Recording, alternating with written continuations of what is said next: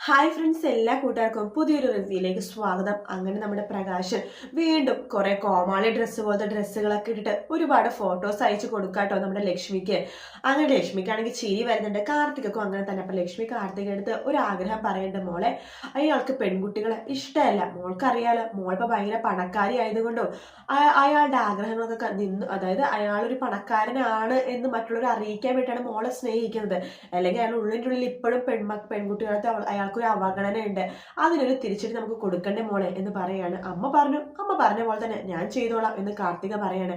എങ്കിൽ നീ ഒരു കാര്യം ചെയ്യ്, ഞാൻ ഒരു കാര്യം പറയാം, അതുപോലെ നീ അത് പോയി പറഞ്ഞാൽ മതി എന്ന് പറയാണ്. അതിനെന്താമേ, ഞാൻ അതുപോലെ തന്നെ ചെയ്തോളാം എന്ന് കാർത്തിക പറയാണ്. നാളെ അയാൾക്ക് അമ്പലത്തിൽ വരാൻ വേണ്ടി നീ പറയണം. അമ്പലത്തിൽ വരുമ്പോഴേക്കും അവിടെ കുറച്ച് ചടങ്ങും കാര്യങ്ങളൊക്കെ ഉണ്ട്. അതായത് എത്രയും പെട്ടെന്ന് എന്റെയും അയാളുടെ വിവാഹം നടത്താൻ വേണ്ടിയിട്ട് കുറച്ച് ചടങ്ങൊക്കെ ചെയ്യണം എന്ന് നീ അയാളോട് പറയണം. മാത്രമല്ല, അച്ഛൻ ചെയ്യേണ്ട ചടങ്ങാണെന്ന് പറഞ്ഞിട്ട് അയാളെ കൊണ്ട് കുറച്ച് ചടങ്ങൊക്കെ ചെയ്യിപ്പിക്കണം. അതൊക്കെ ഞാൻ ചെയ്തോളാം. അപ്പൊ നീ ഒരു കാര്യം ചെയ്യും, അമ്പലത്തിൽ വരാൻ പറ, ബാക്കി കാര്യങ്ങളൊക്കെ ഞാൻ പറയാം എന്ന് പറയുവാണ്. അതിനുശേഷം നമ്മുടെ കാർത്തിക പ്രകാശനെ വിളിക്കുകയാണ്. അച്ഛാ, പറ മോളെ. അതെ, ഒരു കാര്യമുണ്ട് എന്ന് പറയാണ്. എന്താ മോളെ, നമുക്കൊന്ന് അമ്പലം വരെ പോയാലോ? അതിനെന്താ, പോകാലോ. അതെ, അമ്പലത്തിൽ അച്ഛൻ ചെയ്യേണ്ട കുറച്ച് ചടങ്ങുകളൊക്കെ ഉണ്ട്. ഞാൻ ഇവിടെ അമ്പലത്തിൽ നേർന്നതാണ്. എനിക്ക് എൻ്റെ അച്ഛനെ കിട്ടുവാണെങ്കിൽ കുറച്ച് ചടങ്ങും കാര്യങ്ങളൊക്കെ ചെയ്യണമെന്ന്. അത് മാത്രമല്ല, വഴിപാടും ഉണ്ട്. എൻ്റെ അമ്മയും അച്ഛനും തമ്മിലുള്ള കല്യാണം നടക്കുവാണെങ്കിൽ കുറച്ച് വഴിപാടും കാര്യങ്ങളൊക്കെ ചെയ്യാമെന്ന് ഞാൻ തീരുമാനിച്ചിട്ടുണ്ടായിരുന്നു. അതുകൊണ്ട് അച്ഛൻ എൻ്റെ കൂടെ അമ്പലത്തിലേക്ക് വരാമോ? അതിനെന്താ മോളെ, വഴിപാടും കാര്യങ്ങളൊക്കെ വേണ്ടിയിട്ടില്ലേ, ഞാൻ തീർച്ചയായിട്ടും വരാം എന്ന് പറയാണ്. അങ്ങനെ പ്രകാശ് അമ്പലത്തിൽ പോയിട്ട് റെഡിയാവാട്ടോ. കാർത്തികയും അതുപോലെ തന്നെ റെഡിയാവുന്നുണ്ട്. അങ്ങനെ അവർ പ്രകാശനും കാർത്തികയും കൂടി ഒരുമിച്ച് അമ്പലത്തിലേക്ക് പോകുവാണ്. അമ്പലത്തിൽ എത്തിക്കഴിയുമ്പോഴാണ് കാർത്തിക ആ വഴിപാട് എന്താണെന്ന് പ്രകാശിനോട് പറയണത്. അച്ഛ, അത് വേറൊന്നുമല്ല, ഇവിടെ പെണ്ണുങ്ങൾ, അതായത് 3-4 പെണ്ണുങ്ങൾ നിൽക്കും. അവരുടെ അടുത്ത് അച്ഛൻ കാല് കഴുകണം, കാല് കഴുകി അവരെ മക്കളായിട്ട് സ്വീകരിക്കണ പോലത്തെ ഒരു ചടങ്ങാണ്. ഇതെന്ത് ചടങ്ങാൻ പോലെ, ഇങ്ങനത്തെ ഒരു ചടങ്ങിന്റെ കാര്യം ഞാൻ ഇതുവരെ കേട്ടു പോലില്ലല്ലോ. അത് ഒരു പ്രത്യേക ചടങ്ങാണ് അച്ഛ എന്ന് പറയാൻ. അച്ഛന്റെ പെമ്മക്കള് അച്ഛൻ ഉപേക്ഷിച്ച് പോയതാണല്ലോ. ശരിക്കും പറഞ്ഞാൽ പെമ്മക്കളുടെ കാലാണ് കഴുകേണ്ടത്. അച്ഛന്റെ പെമ്മക്കള് എന്തായാലും ഈ ചടങ്ങിന് വന്നാൽ ശരിയാവില്ല. അതുകൊണ്ട് ഞാനിവിടെ പെൺകുട്ടികളെ റെഡിയാക്കാം. അച്ഛൻ പോയിട്ട് തൊഴുതിട്ട് വരാൻ പറയാണ്. പ്രകാശിന് ദേഷ്യം വരുന്നുണ്ടെങ്കിലും കാർത്തിക പറഞ്ഞ കാര്യമല്ലേ, പ്രകാശിന് ഒഴിവ് പറയാൻ പറ്റില്ലല്ലോ. അങ്ങനെ പ്രകാശ് തൊഴാൻ പോകുമ്പോഴേക്കും അവിടെ തൊഴാൻ വന്ന 2-3 പെൺകുട്ടികളെ നമ്മുടെ കാർത്തിക വിളിക്കുവാണ് ചടങ്ങിനെ വേണ്ടിയിട്ട്. എന്നിട്ടാണ് നേരത്തെ ഇരുത്തുന്നുണ്ട്. ആ സമയത്ത് പ്രകാശ് വരുമ്പോഴേക്കും പ്രകാശിയുടെ പൂജാരി പറയുന്നുണ്ട്, നിങ്ങൾ അവിടെ ഇരിക്കും എന്ന് പറയാണ്. അതായത് കാർത്തിക പൂജാരി നമ്മൾ കുറച്ച് അഡ്ജസ്റ്റ്മെന്റ് ആണ് കേട്ടോ അത്. അങ്ങനെ പ്രകാശിനെ അവിടെ വിളിച്ചു വരുത്തുവാണ് പൂജാരി. അതിനുശേഷം നമ്മുടെ പ്രകാശിനോട് പറയുന്നുണ്ട്, പെൺകുട്ടികളെ കാലിൽ ഇങ്ങനെ തൊട്ട് തൊഴണം. അതിനുശേഷം ഈ വെള്ളം ഉപയോഗിച്ചിട്ട് അവരുടെ കാല് കഴുകണം. കാല് നന്നായിട്ട് കഴുകിയതിനു ശേഷം അവരുടെ കാലിലേക്ക് എന്താണ് പൂജയും കാര്യങ്ങളൊക്കെ ചെയ്തു വിടണമെന്ന് പറയാണ്. പ്രകാശനാണെങ്കിൽ ഈശ്വര, പെൺകുട്ടികൾ ഇത്ര വെറുക്കണ വേറൊരാൾ ഈ ലോകത്ത് ഉണ്ടാവില്ല, ഈ എന്നെ കൊണ്ട് തന്നെ ഇങ്ങനെയൊക്കെ ചെയ്യിപ്പിക്കുകയാണല്ലോ എന്ന് വിചാരിക്കുകയാണ്. ആ അമ്പലത്തിലേക്ക് തന്നെയാണ് നമ്മുടെ ദീപയും വരുന്നത് കേട്ടോ, തൊഴാൻ വേണ്ടിയിട്ട്. അങ്ങനെ ദീപ വരുമ്പോഴേക്കും ദീപ ആ കാഴ്ച കാണുവാണ്. പ്രകാശൻ അവിടെ എന്തോ ചടങ്ങ് ചെയ്യണ പോലത്തെ ഒരു കാഴ്ച. ദീപ തന്നെ അങ്ങോട്ടേക്ക് പോകുവാട്ടോ. എന്നിട്ട് ഈ ചടങ്ങ് എന്താന്ന് നോക്കാൻ വേണ്ടി ദീപ അങ്ങോട്ടേക്ക് പോകുമ്പോൾ ദീപക്ക് ചിരി വരുവാണ്. കാരണം പെൺകുട്ടികളെ കണ്ണെടുത്താൽ കണ്ടുകൂടാത്ത പ്രകാശൻ പെൺകുട്ടികളെ കാല് കഴുകുന്നു. അങ്ങനെ ദീപ ആ കാഴ്ച നോക്കിക്കൊണ്ടിരിക്കുകയാണ്. പ്രകാശൻ ആദ്യം കുറച്ച് വെള്ളം ഉപയോഗിച്ചിട്ട് ആ 3 പെൺപിള്ളേരുടെ കാല് നന്നായിട്ട് കഴുകുന്നുണ്ട്. അതിനുശേഷം കാല് തൊട്ട് തൊഴുവാട്ടോ. അതിനുശേഷം പ്രകാശൻ ആ കാലൊക്കെ തൊട്ട് തൊഴുവാണ്. എന്നിട്ട് ആ പ്രകാശൻ കുറച്ച് പൂക്കളൊക്കെ എടുത്തിട്ട് കാലിലൊക്കെ ഇങ്ങനെ ഇടുന്നുണ്ട്. അതിനുശേഷം അയ്യോ രക്ഷിക്കണേ എന്നൊക്കെ പറഞ്ഞിട്ട് നമ്മുടെ കാർത്തിക മുമ്പ് ചടങ്ങ് നന്നായിട്ട് ചെയ്യണമെന്ന് കാണിക്കണമല്ലോ. അങ്ങനെ ചടങ്ങും കാര്യങ്ങളൊക്കെ കഴിഞ്ഞ് പ്രകാശനൊക്കെ ദേഷ്യം വരുവാട്ടോ. ഇതൊക്കെ കണ്ട് നമ്മുടെ ദീപക്കാണെങ്കിൽ ചിരി വരുന്നുണ്ട്. ദീപ അതൊക്കെ കണ്ട് ആസ്വദിക്കുവാണ്.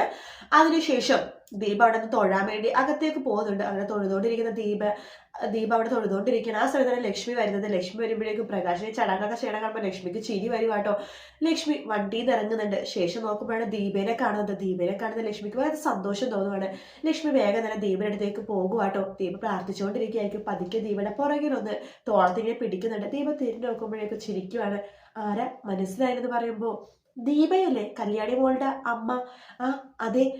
എന്നെ മനസ്സിലായോ? ഇല്ല, എൻ്റെ പേര് ലക്ഷ്മി എന്നാട്ടോ. ഓ അതെയോ. ഞാനേ കല്യാണി മോളുടെ ക്ലൈന്റ് ആയിരുന്നത് കാർത്തികയുടെ അമ്മയാണ്. ആ അതേലേ, ആ കാർത്തിക മോള് പറഞ്ഞിട്ടുണ്ട് എന്ന് പറയാണ്. അല്ല, ദീപ ഒറ്റക്കാണോ, കല്യാണി മോളില്ലേ എന്ന് ചോദിക്കുമ്പോൾ ഇല്ല, മോള് ഡൽഹിയിൽ ഒരു ഫംഗ്ഷൻ ഉണ്ട്, പോകാൻ വേണ്ടി പോകുക, അപ്പൊ അതിനു വേണ്ടി പ്രാർത്ഥിക്കാൻ വേണ്ടി വന്നതെന്ന് പറയാണ്. അങ്ങനെ ദീപേനെ ഒറ്റ നോട്ടത്തിൽ തന്നെ ലക്ഷ്മിക്ക് വല്ലാത്ത ഇഷ്ടം തോന്നുക കേട്ടോ. ഈശ്വര, ഈ പെണ്ണിന്റെ ജീവിതം ആ പ്രകാശ് എന്ന് പറഞ്ഞ അലവലാതി കളഞ്ഞതാണല്ലോ എന്നൊക്കെ നമ്മുടെ ലക്ഷ്മി മനസ്സിൽ വിചാരിക്കുന്നുണ്ട്. അതിശു പറയണ്ട, അല്ല കല്യാണി മോൾക്ക് എവിടെയാ പരിപാടി എന്ന് പറഞ്ഞത്? ഡൽഹിയിൽ അവളെ ആദരിക്കുന്നൊരു ചടങ്ങാണ്. അതെയോ? കല്യാണി മോളെ നല്ല മിടുക്കി മോളാണ് കേട്ടോ. കല്യാണി മോളെ പോലത്തെ ഒരു മോളെ കിട്ടിയത് ദീപയുടെ ഭാഗ്യമാണ് എന്ന് പറയാണ്. അപ്പോൾ ദീപ ചിരിക്കേണ്ട, എല്ലാവരും അങ്ങനെ തന്നെയാണ് പറഞ്ഞത്, എൻ്റെ മോള് ഒരുപാട് സഹിച്ചതായിരുന്നു അവളുടെ അച്ഛൻ്റെ കയ്യിൽ നിന്ന്. എനിക്കെല്ലാം അറിയാം എന്ന് പറയാണ്. എങ്ങനെ അറിയാം? അല്ല, കാർത്തിക എപ്പോഴും പറഞ്ഞ ഒരു തോന്നലുണ്ട്, പക്ഷെ കാർത്തിക് അതൊന്നും വിശ്വസിച്ചില്ല. ഇപ്പൊ കല്യാണി മോളും അതുപോലെ തന്നെ കിരൺമോനൊക്കെ ആയിട്ട് വഴക്കാണ് കാർത്തിക എന്ന് പറയുമ്പോൾ, ഓ അതൊക്കെ മാറുമെന്നേ, അവൾക്കൊരു ചെറിയൊരു തെറ്റിദ്ധാരണ വന്നു, പക്ഷെ എനിക്ക് കല്യാണി മോളെ വിശ്വാസമാണ് കേട്ടോ എന്ന് പറയാണ്. കാർത്തിക മോള് തന്നെ നിങ്ങളുടെ മോളോട് വന്ന് സംസാരിച്ചോളെന്ന് പറയാണ്. അല്ല, ദീപയുടെ ഇവിടെ ദീപ അമ്പലത്തിൽ തിരിച്ചു പോകുവാണോ? ഞാൻ ഇവിടെ കൊണ്ടാക്കാം. ഇല്ലെന്നേ, ഞാനിവിടെ അന്നദാനമൊക്കെ കഴിഞ്ഞിട്ട് പോകുള്ളൂ എന്ന് പറയാണ്. അപ്പൊ ലക്ഷ്മി പറയണ്ടേ, എങ്കിൽ ഞാനും അന്നദാനമൊക്കെ കഴിഞ്ഞിട്ടേ പോകുന്നുള്ളൂ എന്ന് പറഞ്ഞിട്ട് നമുക്ക് കുറച്ചുകൂടി സംസാരിച്ചിരിക്കാനോ. എനിക്ക് ദീപനെ ഒത്തിരി ഇഷ്ടമായി. ദീപ വീട്ടിലേക്ക് വരുന്നുണ്ടോ എന്ന് ചോദിക്കുമ്പോൾ വരുന്നില്ല, വേറൊരു ദിവസം ആവട്ടെ എന്ന് പറയാണ്.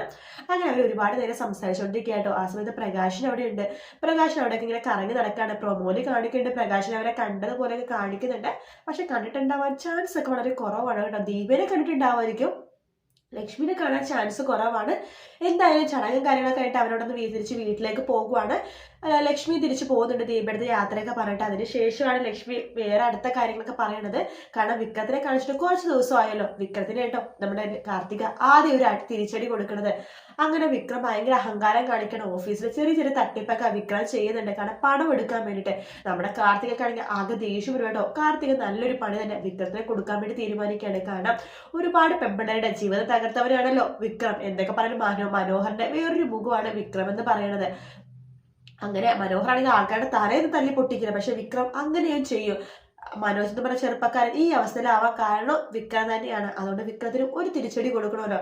പ്രകാശിന്റെ കണ്ണിലുണ്ണിയാണ് വിക്രം, അതുകൊണ്ട് തന്നെ വിക്രത്തിന് ഒരു അടി കൊടുക്കാൻ തന്നെ കാർത്തിക തീരുമാനിക്കും. പക്ഷെ കാർത്തികയാണെന്ന് മനസ്സിലാവാനും പാടില്ല.